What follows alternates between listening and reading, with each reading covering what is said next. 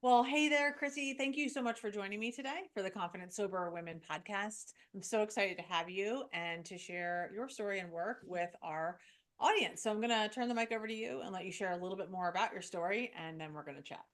Awesome. Thank you. So I started to feel like I had a problem with drinking in my 30s. Hmm. So in my early 30s, I found drinking to be really problematic for me. And when I look back at my history of drinking, it was before that, but when it actually started to impact me was in my 30s. I was blacking out. I was getting really emotional and my drinking increased. I lived on a lake, and that's just like what everybody did every weekend is they binge drank. So that's what I did.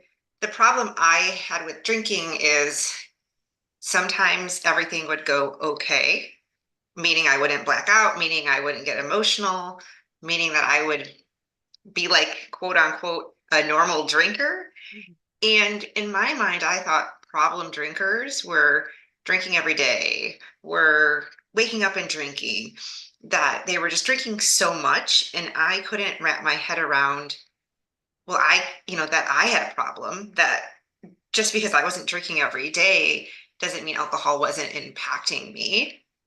And so this went on for almost all my 30s, where I would get mad at myself, tell myself, I'm going to try to moderate. And yes, I had times where I drank less, but unfortunately, drinking was very much a social thing for me. So it was very hard to quote unquote moderate my drinking because it worked sometimes and it didn't work the next time. And so I, I just had a lot of shame. I said a lot of things I didn't mean. And ultimately, I'm a healthy person, but I felt like this thing that I kept doing was making me feel really bad. And I binge ate. I had a really complicated relationship with my body. So there was a lot of internal struggles that I actually didn't understand until I stopped drinking. And then it wasn't until my 39th birthday that I actually decided, like, I actually want to do something about this. I actually want to try to stop drinking, and I did. I stopped drinking. I'm, my gosh, 558 days now sober.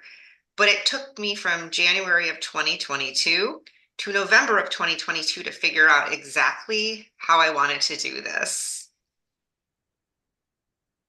Wow. So, thank you so much for sharing that. And I totally get it when you were saying things like, "Ugh, I wish I could just kind of be like a normal drinker." I often say, I mean, it's Mhm. been, I'm pretty removed from it from now, but I still sometimes say, like, if I could drink, I would, like, and I don't think that's a lie for many people who are living a sober lifestyle.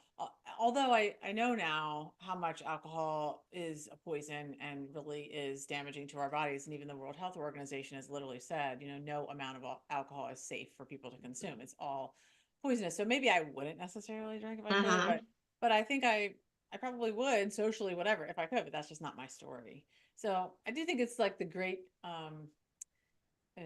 wait, I don't know, maybe it's not for everybody, but for me and many people I know, I think it's like that pipe dream, that exists. Now I don't really think about it anymore. I could care less. I have fun in my life, but I really related to that part. So how long has it been? I'm sorry.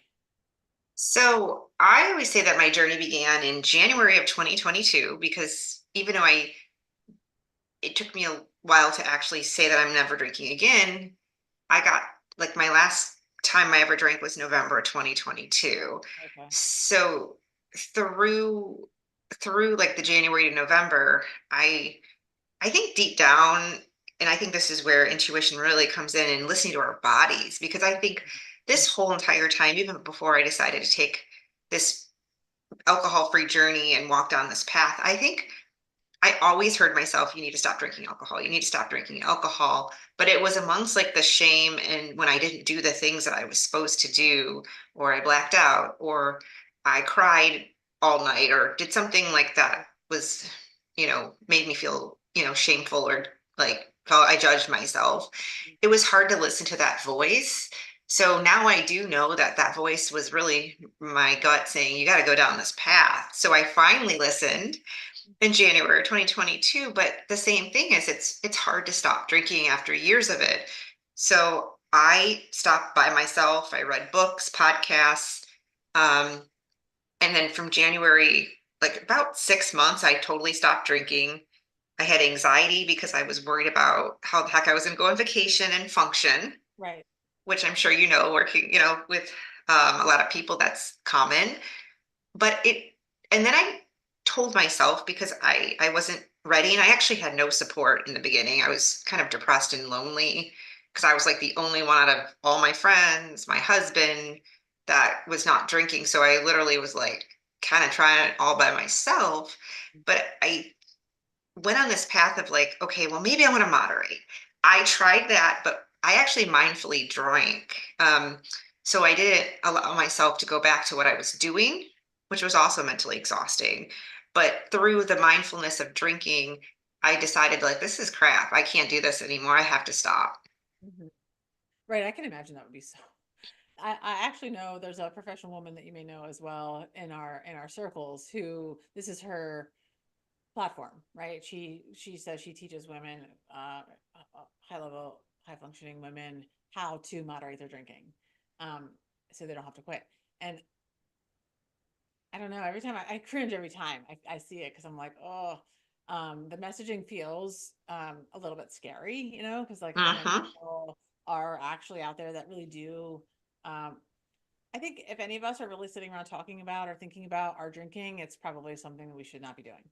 Um, you know, normal drinkers, if there is such a thing, don't do that. They don't think about moderating their drinking. They don't discuss it. They don't end up in rehab.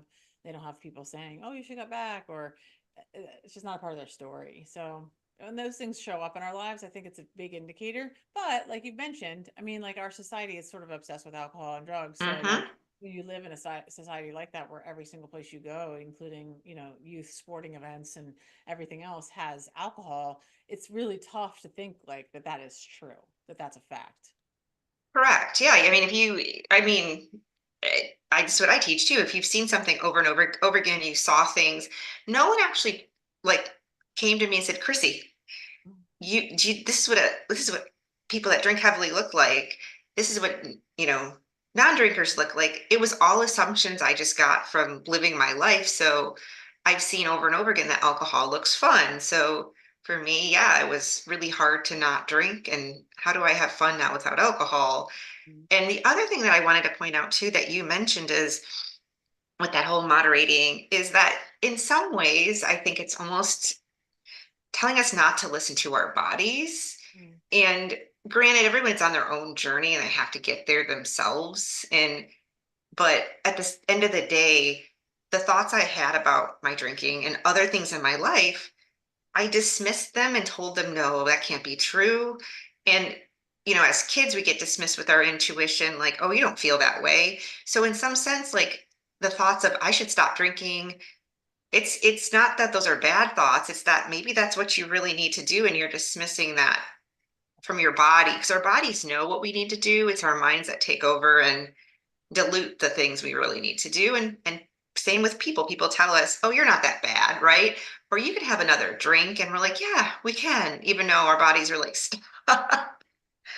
Yeah, I totally agree with that. And I think that that also is something that's challenging to do in our mainstream society because we are inundated with messaging. We're also very busy. We like to keep busy. We are always going, moving, shaking, working, parenting, all of the things. And that those things prevent us from ever having any space for thinking time or feeling time or understanding our body time. Like that's just generally not, although we talk about meditation and different things. I mean, that those are really important tools that we should all engage in on a regular basis, but oftentimes that's not a part of people's lives. And so then when is that messaging coming through? Do you know what I mean? So like you probably were hearing it for a long time, but you weren't hearing it. Like it was there. It was Correct. present, but your brain wasn't allowing you to hear it because you were most of us are so bathed with other sounds, whether it's our Hmm. lifestyle or whatever's going on. And so I do think this is a problem. And I agree with you. Everybody should get there the way they need to. And I think that it's wonderful that we have so many choices and options and avenues now to explore. However, I think all roads generally do lead to alcohol as a poison and Yeah. nobody should consume it. But most of us don't want to, a lot of people don't want to accept that messaging. They want to believe the lie that I can have a couple drinks and I can do this, or they want to believe the lie that it's not fun to not drink. They just do. And so for me, I still think it probably, like a lot of the people that I follow as well and I'm friends with and I've chatted here and I've read their books, they started out that way. They kind of started out and then they quickly over along their journey realized that, oh no, I actually need to stop drinking. And I'm glad they got there. My fear always is that some people won't due to this kind of messaging. So, but Hmm. what do we do about it? We're thankful that they're there. I think listening to your body is really important. And what are the things that those people, or the way you even did it, is going to prevent us from doing that too, is because of the exhaustion level of constantly having to think about it. So now you're thinking about what you're thinking about, and you're obsessing about um, why I want to drink now, or how many I can Hmm. have, or like this becomes the new addiction, right? It creates another distraction from what's really going on, which is maybe there's an insecurity that's not been addressed. Maybe there's a sense of not belonging or connection, or there's other things where you don't feel valued. There's other beliefs that Yeah. are there that you just don't that it can't bubble up to the surface, and because you are obsessed now with changing your thinking patterns around drinking. It's so true. And also, too, people get kind of obsessed about, and some of this is depending on how much someone has drank too, is their brains have to kind of normalize and get all the stuff out of it from alcohol. But also, too, we kind of start then ruminating maybe about something else, or we find out too that, oh my gosh, we really do have really bad anxiety and we've just been masking it. So I think that there's so many uncomfortable feelings that we're so used to not dealing with them. And I'm saying it doesn't matter what level you drank, honestly. And that's just my opinion, is because I wasn't drinking every day, and not saying I'm comparing myself to someone that did, but my point being is there's a lot I found out about myself from just being this binge social drinker, though it was disrupting my life and it was making things really bad.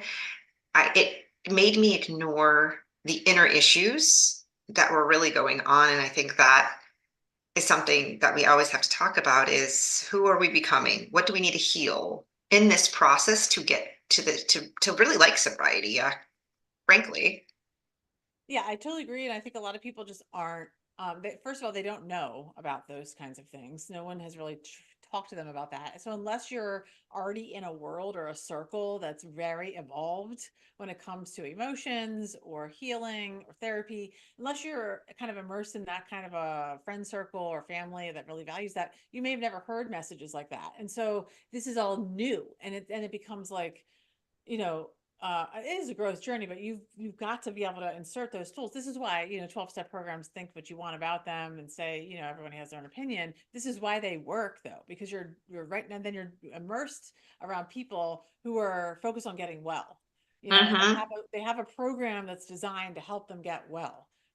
Whether you agree with it or not, it is the truth, right? So then you've immersed yourself in this situation that's constantly thinking about that, which is, in my view, a really good thing, right? It's a really good thing. You're now working on, what about all these feelings? Why are they coming up? Okay, well, I was not feeling them before because I was drinking and drugging, so I didn't feel. And then what do Mm-hmm. I do about it? How do I manage them? How do I still get up and take a shower and go to work or bathe my kids while I'm also feeling really sad or anxious? And that's the emotional sobriety work that I know I focus on in my own personal life, obviously, then also in the work I do with women, because this is what comes after sobriety. I always say sobriety is only the beginning. The real work is this emotional, how do I live and thrive in long-term Mm-hmm. sobriety? And this is a great segue because you're in a unique position well, I think it's a special place, because I always say that first year of sobriety, being alcohol free or recovery, is very special. It's very, usually for most people, it's pretty intense. depending on the level that you're walking into that situation. There's a lot of physical changes. There's a lot of mental changes and feelings. And I always say we kind of have special needs at that time. We need a lot of Mm-hmm. support, which is why people use certain kinds of recovery programs. And then as you walk through that journey and you start to get more towards like 9 to 12 months in and you're kind of doing the work, if you're doing the work, right? If you are layering on tools, um, we begin to wake up, right? Our nervous systems have calmed down, our fog is lifting from the brain, and we're beginning to wake up to life, right? To possibilities, to opportunities, to things that you maybe never considered before because you were busy with other things. And so now suddenly your brain is thinking about like, oh wow, I could start a business, or I could get out of this Mm-hmm. relationship, or I could get in a relationship, or um, these things, right? That just never seemed possible before. They start to really be there after that first years. And then that 1 to 5 year range is when a lot of that stuff is really bubbling up for women, I think. And I was curious if that's been your experience, like what it's been like for you. Yeah. So once I decided to commit to sobriety, I, in November 2022, it was January of 2023, I joined a program. So I 100% believe in support. 100, like, I can't even tell people like you have to do this Mhm. because there's going to be other things like that we need, like you said, is help with and things that we're not aware of yet. And I think that's the huge component is what I found from support. And I got support like in different ways, but mine wasn't the 12 step. Mine wasn't like the AA. I think any support, it doesn't matter, whatever resonates with that person, Right. whatever feels good. But I want to tell people there's other modalities if something doesn't resonate. I decided to start thinking about purpose. So this is kind of how all the things happened for me. So I started still working on the myths of what I believe sobriety was doing for me. So this was the hardest part for me is because it was such a social construct of what I did.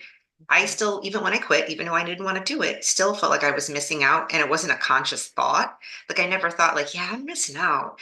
It was brought to my attention by the programs I did. I'm like, yeah, what am I still thinking the alcohol's doing for me? So I continue to work on that because you got to still work on sobriety. You have to stay in the sober space. And I think continuously to some degree is going to really 10x your life. Then I started working on purpose. I started having this thought, which is what I love to teach the people that I work with is what do you want to do? Because most of us aren't living up to the potential. I wasn't. I was in a job that I don't think, I still am, and I'm working on that, but a job that's not really fulfilling my needs. So I found that out through all this that I wasn't actually satisfied on all levels. And with drinking, it was something to look forward to and exciting. So that's what I found out.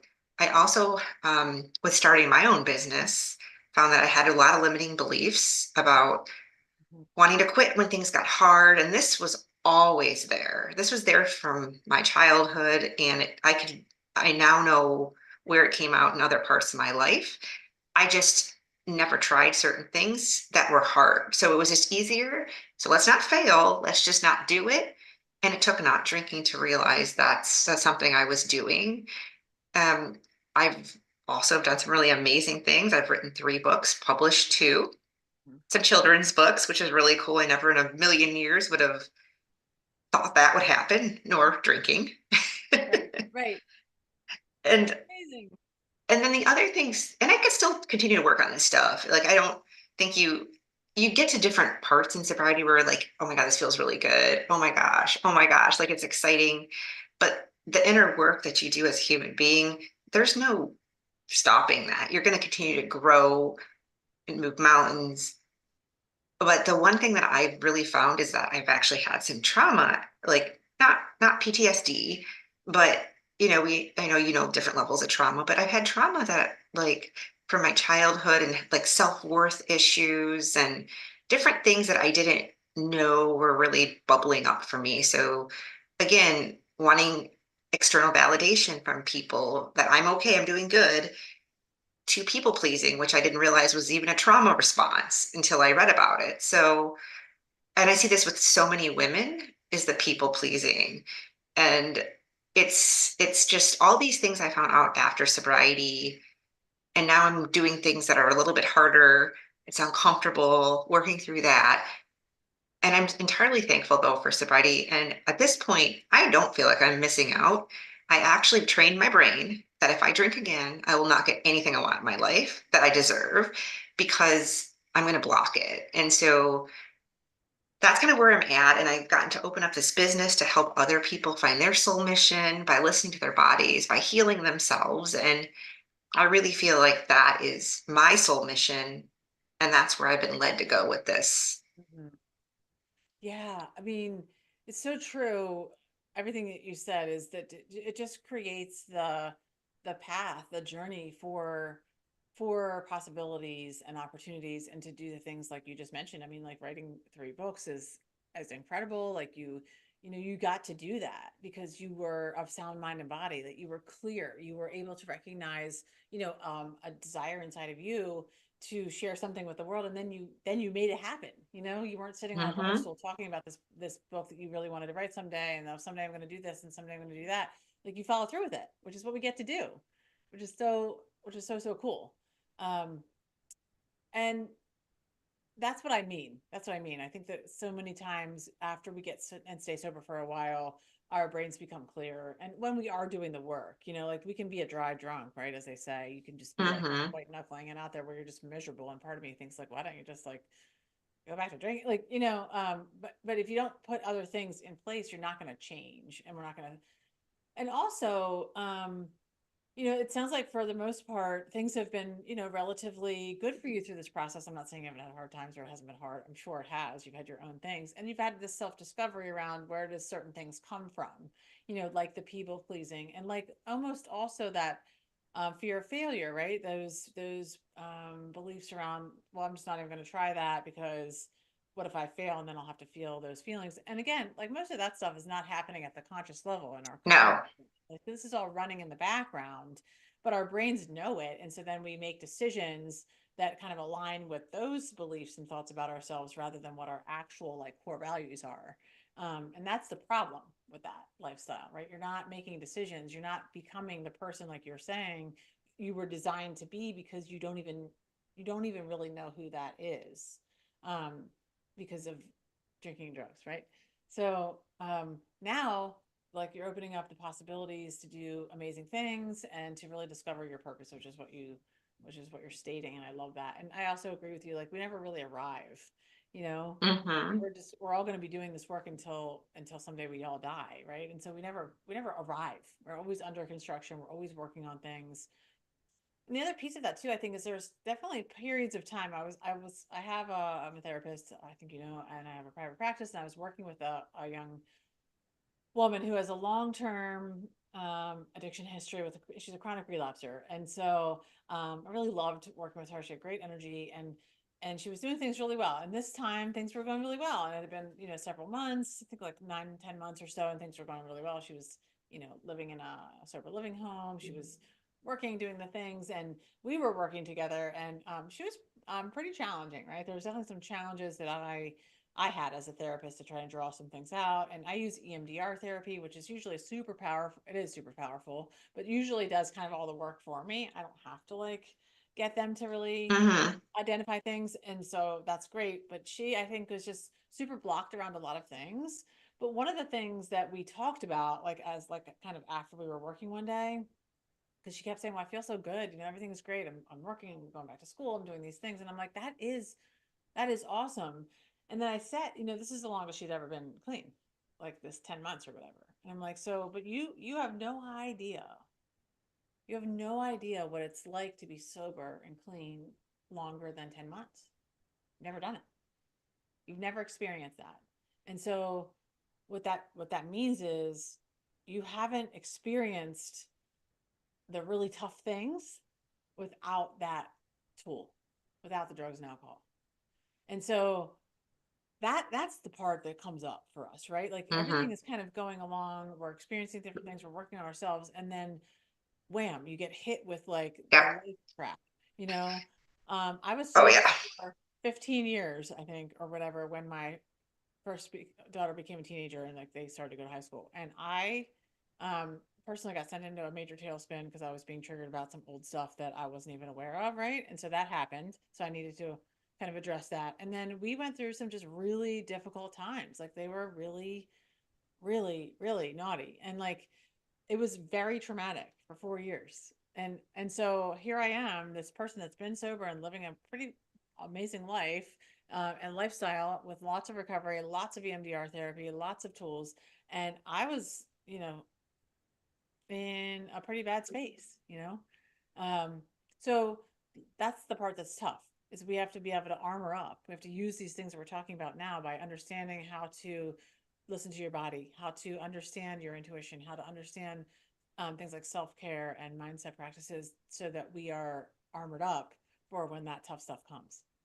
I love that because I agree with you. And I also think that sometimes we'll hear ourselves say or feel or whatever people, however people kind of connect to their intuition, God, I need to get help.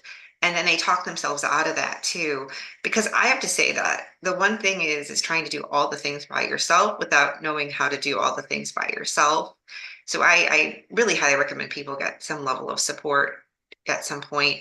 I've done it for other things because there's a lot of things that have come up for me that I'm not going to go back to drinking, but that I don't sometimes know how to deal with by myself because I've never done it before. It's Right. new, it sucks, it's uncomfortable. This journey has been one of the hardest, minus having obviously raising kids. That's in itself a whole growth component and hard as well. But minus that, this has been the hardest thing I've ever done because it's challenged me so much and it's stretched me so much. But I was like, damn, I was half living before. This is so much better. Mhm. Even if it's hard, it's better. Yeah. I mean, there's a reason why people like in the rooms or whatever say things like, my worst day drunk, my worst day sober is nowhere near even my best day drinking. Those are facts Hmm. because even though I've had some pretty rough days in my, 2 decades of sobriety, like they're nothing compared to the desperation and the pain and the suffering, that I had at the end of my drinking personally. And so it's a beautiful thing. It's a beautiful opportunity, and also it's a wonderful experience, I think, once we get there to understand that we've released this thing as like a weight or like a ball and chain. Like we've released this thing from Oh, us yes. as like I don't know, like I just love that I mean, I am around a lot of drinking. Everyone in my family, they're all heavy drinkers. It's constant. I'm always around it. So, but I just have never think about it. I love that I just am never concerned about what I'm drinking, where I am, usually I'm just concerned about how much water I can get access to and where the bathroom is, and who's driving because I'm always the driver, so I just don't have that. There's no brain space for me that's taken up by that. I don't have the weight of those thoughts. 100%. And I remember when I decided that I was not going to drink, I'm done forever, no more moderating. It literally felt like the weight like was lifted off my shoulders because it takes so much mental energy. And then it's hard to live up to that expectation because it's like Russian roulette where it's going to work and it's not going to work. It's never going to be consistent because it's a drug. And I think that, we take all this mental space trying to control this uncontrollable substance that we can't actually dream bigger. We actually can't work on ourselves. We just don't have the mental capacity to do both. No, I totally agree. And so I really would love to kind of get just a little practical for a few minutes with the audience and share with them some real practical kind of tools and strategies that maybe they can take away and like literally start today. And specifically speaking to people, I know you probably work with people maybe at like all spaces in sobriety or Mhm. people who are trying to figure out whether they want to go alcohol free. But for those people that or could think of as that are further along the journey, like that are really in that like 1 year on and that are kind of waking up to all of this, right? They're starting to get to know themselves in this way. It's really uncomfortable. They don't know how to manage it. They don't trust themselves. They don't believe in themselves. They don't have that confidence. What are some of the kind of first things that you would do, or what are some of the recommendations or the tools? Let's just kind of maybe give a couple and like really dive into them so that we can give people just something practically to start working on today. I think if somebody is kind of wanting to dig deeper in their life, I think one, if there's any resistance on growing, like for example, I talk a lot about purpose. And so, but really it's the idea of one is actually being fulfilled in your life. And that could look different for everybody. It's not necessarily writing books and doing, Mhm. going on stage. That's not for everybody, but it's living your life in alignment with deep down what you want. So when we get sober, I want people to start really thinking about, is there more that I want in my life? Is there something I could add to enrich it? And there'll be sometimes resistance around that because it's scary. So the tools I would use is really, I know like breathing, get tapping into your body, start taking walks, start letting your intuition flow. Just like you had the intuition to stop drinking, because that's in my mind, yes, we all stop drinking for a reason. I mean, it's a fact. But there's a reason in my heart that everyone wants to quit drinking. And I think they have to go on this path to figure it out. Everyone will have an aha moment one day, I believe. And I know you have, where you're like, I know why I stopped drinking. I know why I had to get to this place. So I think the tools are really getting to know yourself, really listening to your intuition. And by that, what I mean is intuition can be a feeling. You can hear something, see something, just have an inner knowing, like, I need to do this thing. So one of the clients I work with, we're talking about her purpose and tapping into her intuition. And I said, people overthink these things because intuition comes in so quickly and then it goes out. So one is I told her to get an intuition book. So if you have any intuition, like let's say you're like, I should write a book or I should go take a workout class. Mhm. You don't have to do any of these things. Like, I don't want people to think they have to do every single thing they think about. Right. Write it down. You know, I when I was looking at writing a book, I didn't think about writing a book. I said, what's my purpose? And I just would think about it. And I put that intention in front of myself. So I said, I kind of want to know what else is going on. So putting that intention out, like, what else should I be doing? What else could I be doing? Get curious, get an intention book, and then start paying attention to some of the things that pop in your head. So, like, again, my client was like, I really like accounting. I thought about getting a master's from accounting. I'm like, huh, cool. And so I said, we talked about her looking up master programs, just getting information. You're going to get resistance with some of the things we do, right? Because you're going to get like, well, I can't do that.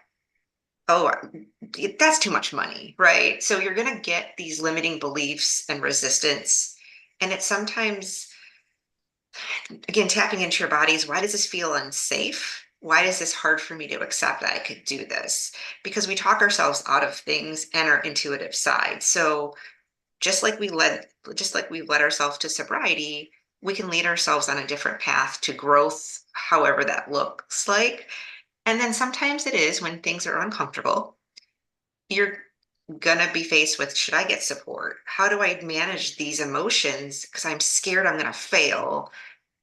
So it's really a balance of, let's like tap into what we are meant to do as human beings, because I really believe is once we tap into what we're meant to do, that could be volunteering, that could be, obviously a lot of our purpose is to raise our children, but there's other things that we should be doing as well as human beings for growth. So I think once people figure those things out and how to enrich their life and add to it, it really starts to make alcohol small. And you can start to really believe that, wow, I wouldn't have done this if I was drinking. I wouldn't have known this if I was drinking. And then you make your dreams and your desires bigger. Alcohol just doesn't have that place anymore. I would say give yourself grace. This isn't, we want instant gratification. I do too sometimes. I'm going to be honest. I want the things I want now, but it takes time because it's like building a foundation. I can't have maybe a book deal if I don't believe in myself, right? It's not in line. So everything's about alignment and going through this process. And sometimes you have to heal certain parts of your life to get to that. But if we dismiss every thought what we have that seems big or bold, like, God, maybe I could start my coaching business. I resisted that for a long time because I was terrified. Well, what if I lose? What if I do this coaching thing in my job and I don't make enough money? So it's like, okay, that's really uncomfortable to think about, but what if it works out? So it's just really like getting where there's resistance and trusting yourself that, hey, maybe this will work out and kind of going on that path. So I hope that was helpful when people kind of step into themselves because it's all inside of us.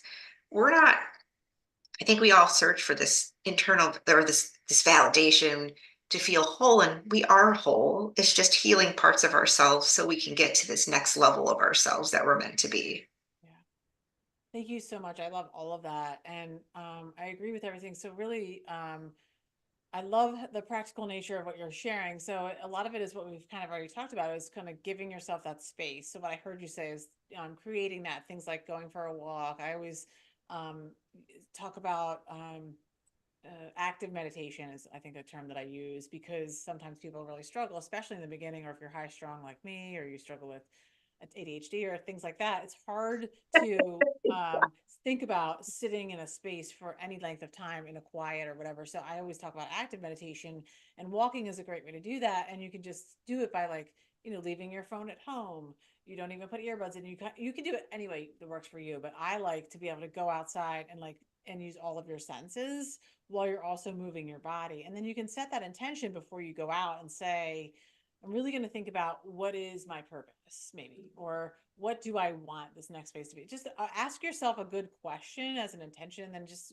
go with it. And like you said, so you talked about movement. This could be in the form of things like yoga Oh, or yeah. Yeah, absolutely. There's a lot no of things. one way to do this. Yeah, a lot of create, but movement is the term I love to use. But so some kind of activity where you're actually engaging your body in a physical way, and then also using your mind in an intentional way. So, and I love the intentions journal too. I think writing things down makes them very powerful. And also, I think there's a big resistance that can come with that too. Well, I don't want to write that down because then I'll see it, or gosh, someone else might see it, or I might want to share this with someone and then someone else will know.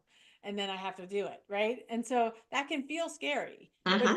I love the act of that process being part of this journey because being able to feel the scary and then sit in that uncomfortable position is a huge part of our emotional sobriety growth. Like being able to be uncomfortable, which is what we never were, right? If you think about it, we Oh, never yeah. wanted to be uncomfortable, which is why we drank and drugged or shopped or had sex or whatever we did, eat, so that we can get rid of the discomfort.